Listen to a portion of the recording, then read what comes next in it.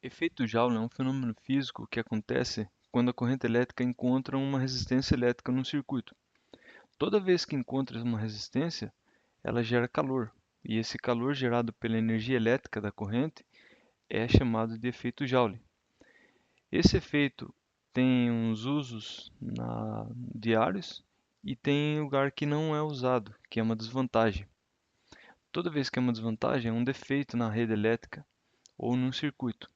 A gente vai ver um pouquinho nessa aula sobre o efeito Joule e a lei de Ohm, onde a gente vai calcular o valor de resistência, tensão, porque a gente viu o circuito, mas a gente não viu como calcular cada valor, cada unidade.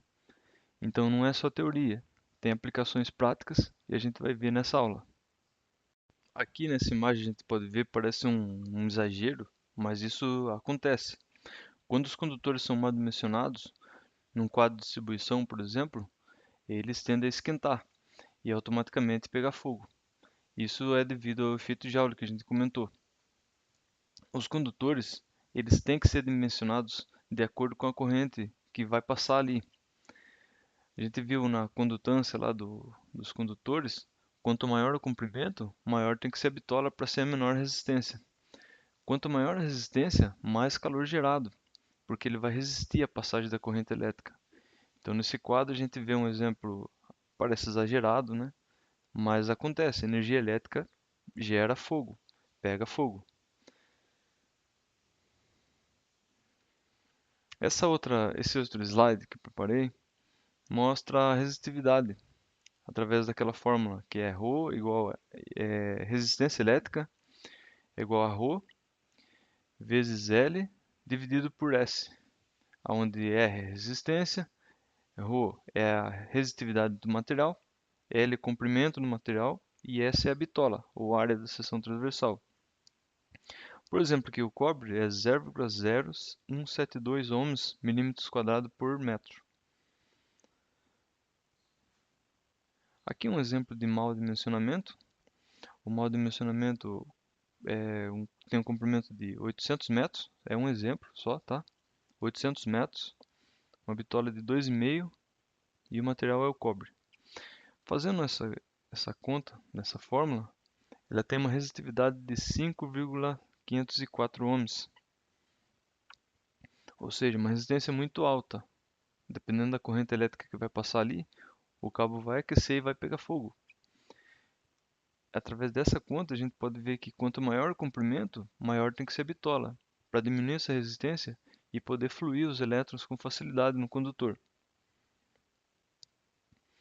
E aqui um exemplo com um bom dimensionamento.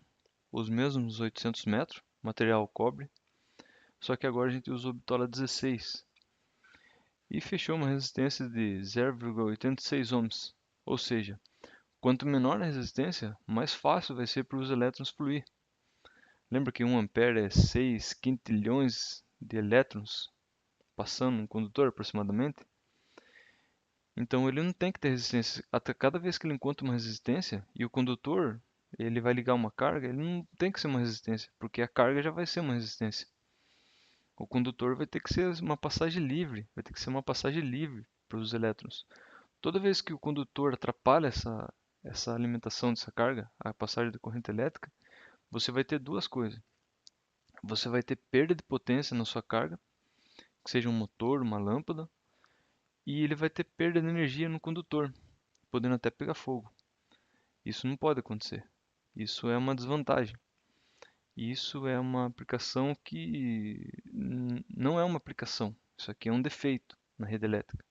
Isso não pode acontecer. Por isso que é importante a gente saber essas equações, essa forma, essas regras, um pouco da física da elétrica.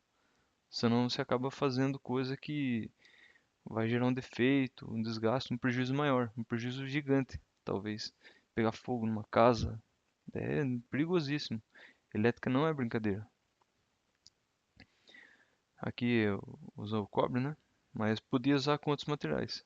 Se você aplicar aqui o do alumínio, não coloquei aqui nesse exemplo, mas o alumínio ele tem uma resistência um pouco diferente.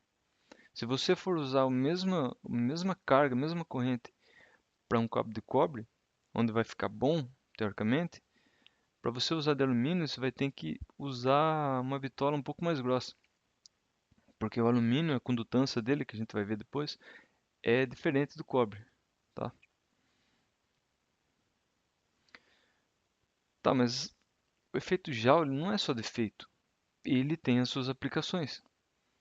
Por exemplo, chuveiro elétrico, ferro de passar roupa, air fryer, torradeira, aquecedor, tudo isso é aplicação. Essas aplicações são usuais, a gente usa no dia a dia. Então, o efeito Joule não é só defeito, ele automaticamente tem em todo o sistema elétrico.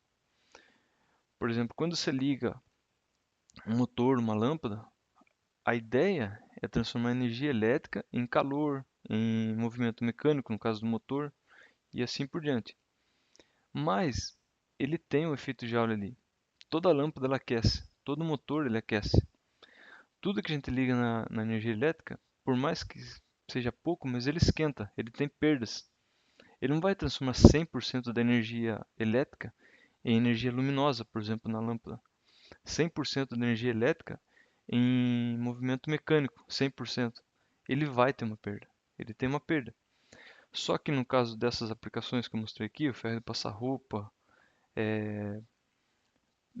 chuveiro, torradeira, o objetivo é aquecer. Então, aqui é uma aplicação mais do que válida. E a condutância, né? Que eu falei da condutância. A condutância, ele é o inverso da resistividade. Repare que aqui eu coloquei algumas medidas aqui. Condutância de materiais a 20 graus.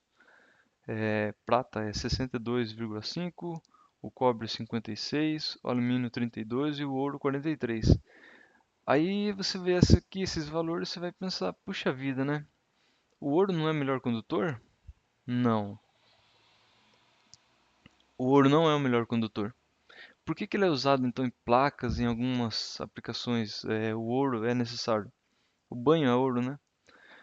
Porque o ouro, a durabilidade dele é muito maior do que a do cobre, do que a do alumínio. É por isso que é usado o ouro. O ouro aqui, se você reparar, é 43,5.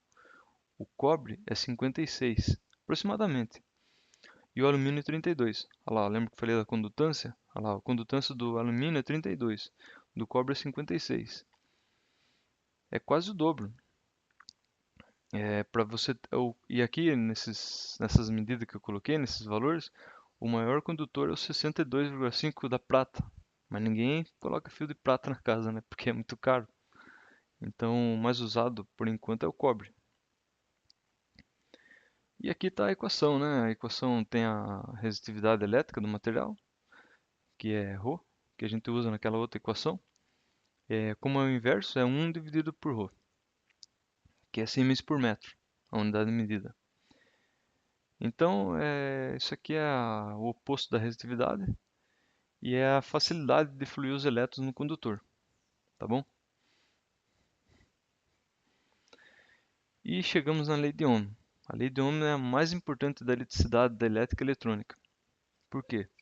Nela a gente calcula a tensão, a resistência e a corrente, conforme está aqui. É U igual a R vezes I.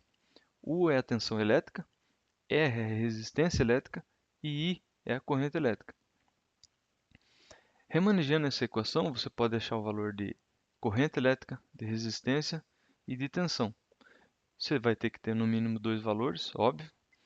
E isolando esses valores, através dessa equação, você consegue encontrar os valores consequentemente. Aqui, por exemplo, calcular a resistência é igual a U dividido por I, que é a tensão dividido pela corrente. Para achar a corrente, I é igual a U dividido por R, que é a tensão dividido pela resistência. Então, com a lei de Ohm, a gente consegue já fazer bastante aplicações, bastante exercícios e aplicações práticas.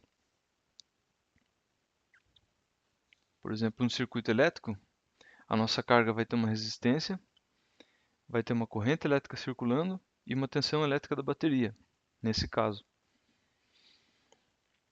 Só que é importante fazer uma observação aqui, não existe só cargas resistivas, tá? Aqui eu estou dando um exemplo que a lei de Ohm é o mais básico, né? É o mais simples. E uma carga nem sempre só tem resistividade ali. Mas para facilitar, a gente sempre começa introduzindo esse assunto com resistência, cargas resistivas, para a gente poder entender a passagem da corrente elétrica ali no material, a potência dissipada e assim sucessivamente. Só que aí, beleza, né? A gente vai pensar assim, poxa vida, tem a tensão elétrica, resistência e corrente. Mas a gente vai fazer os cálculos aqui no papel, no computador. Só que na prática, né? Na prática existe alguma coisa? Sim, existe. Existe um instrumento, que é um multímetro. A gente vai usar ele. Um multímetro, que é esse equipamento aqui, um exemplo, tá? Não estou fazendo propaganda de ninguém aqui. Tem várias escalas ali, um multímetro. Você vai medir a resistência, a tensão elétrica e a corrente elétrica. Tem outras unidades aqui nesse exemplo, mas a gente não vai ver por enquanto. Até a gente vai ver a tensão alternada. Eu vou explicar ainda um pouquinho da tensão contínua e alternada, ver a diferença das duas e como isso muda em um circuito e outro. Para carga resistiva, por exemplo, não vai mudar nada entre as tensões alternadas e contínuas. Mas era só para apresentar um multímetro aqui, para a gente poder aplicar, conhecer ele, né? Para quem nunca viu. É lógico que muita gente já viu o multímetro. Não é difícil de usar, mas se não tomar cuidado você pode queimar dependendo do modelo, né? Esse aqui que é um modelo mais simples pode queimar. Mas é isso aí. Por hoje é só. A gente viu um pouquinho do efeito Joule e lei de Ohm. Pretendo trazer alguns exercícios práticos, né? Aplicações práticas aí, calcular a resistência de chuveiro, potência dissipada, a gente vai ver também. E é isso aí. Espero ter ajudado. Muito obrigado.